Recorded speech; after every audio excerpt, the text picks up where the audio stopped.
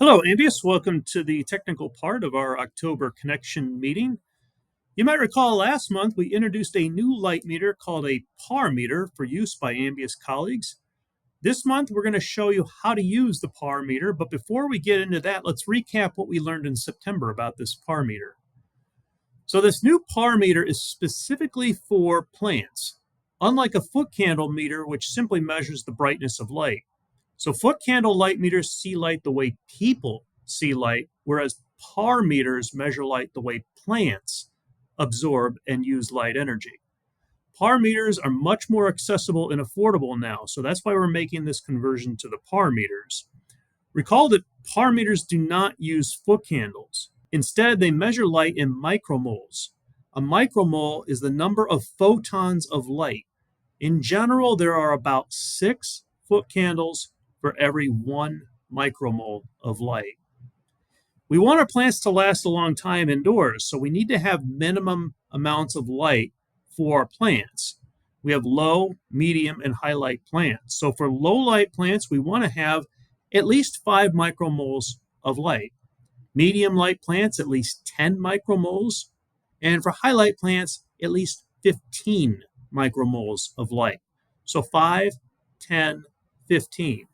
So now let's get into how to actually use the PAR meter to measure light for plants. Just going over some of the main features of the PAR light meter, just from top down to show you what's what. This white thing right here, the sensor is underneath that, and the little white dome on top of it is a diffuser to distribute the light more evenly to the sensor. It does not need to be covered or anything, you just leave it as is. Beneath that we have the power on-off button, and then the display screen. So those are the main features on the front side. On the back side, battery-wise, it just takes 2 AAA batteries, just standard batteries that you would normally use. And then to go over just some basics on how to use the light meter, to just turn it on, you just do a quick hold like this, and this will turn the display screen on. Most of what you're going to be looking at is the large numbers right here, and that is going to give you the PAR reading in ppfd. Remember that the unit for that, if you're interested, it's micromoles per meter squared per second. So it means at any given second, where this sensor is right now, it's picking up a little over 5 micromoles. To turn it off, you just simply hold down on it a little bit longer. So you do a long hold and it'll turn off. It'll also turn off automatically after 3 minutes. So if you do leave it on by accident, that's no problem. And then I think the other main button that you probably would be using is the hold button, which is on the side over here. So if you are raising the meter up and you want to record something, you can just press that hold button and it will hold the reading for you. Let's say we want to put a plant in this area and we want to know what the light reading is like up here. So there is no cord on the sensor. So what you can do is you can just take the light meter and hold it, pretty much as high as you want, and then go ahead and hit that hold button. And when you hit the hold button, it's going to record what that reading was that high up. And now if you want, you can take a picture of that and you know what the reading was. I'll show you one more feature that's also nice about this. So you turn the unit off, and then if you turn the unit back on and you want to get an average, so let's say we're going to put a big tree right here.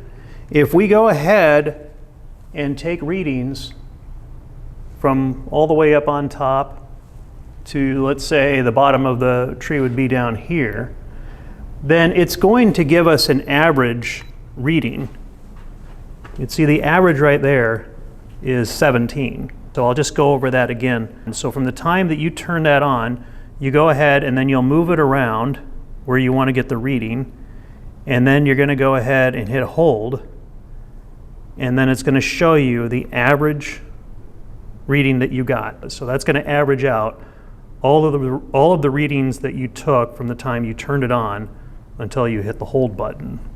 So that's a general overview of how to use the PAR meter.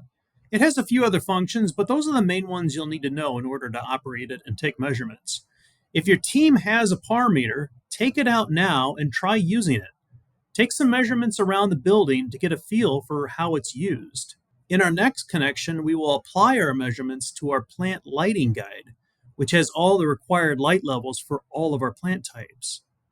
Thank you for your attention, and please reach out if you have any questions.